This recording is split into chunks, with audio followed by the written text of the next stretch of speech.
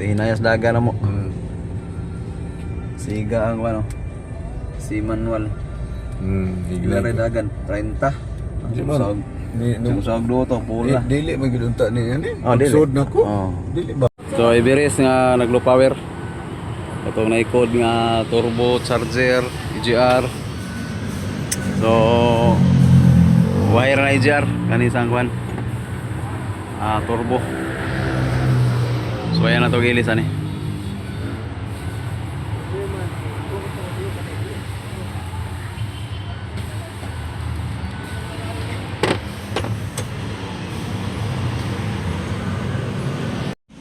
Dayo na lang.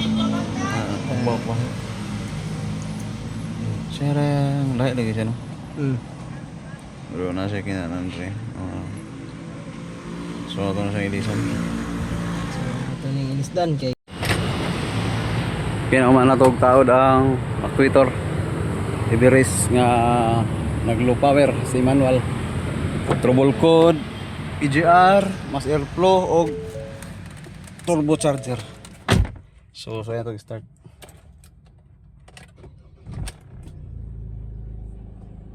So ato siya scan.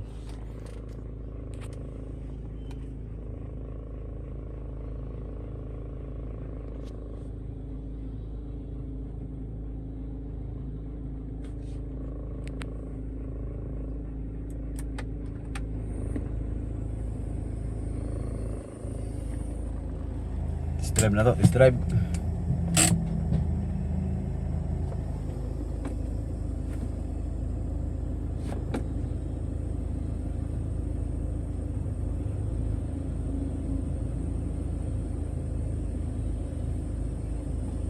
Tumusta na yung humanon ang pag-scan niya atong tanawon kung napa ba to.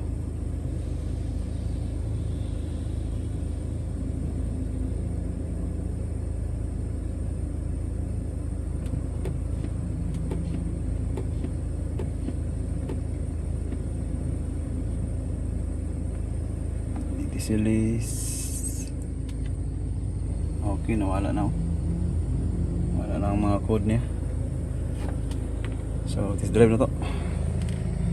Okay, test drive.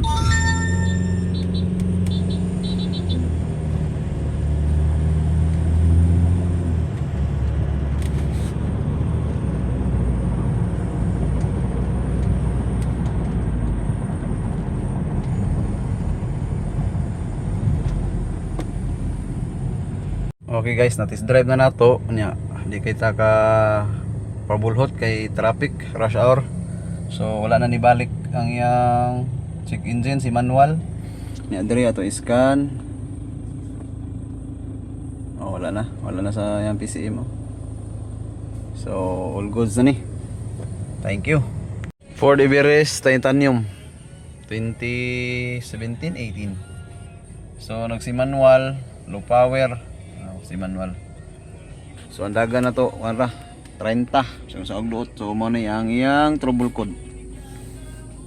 Mass airflow sensor, EGR, turbo charger. So ato ni siyang solbaron. So low power ang sakyanan. Ford Everest Titanium.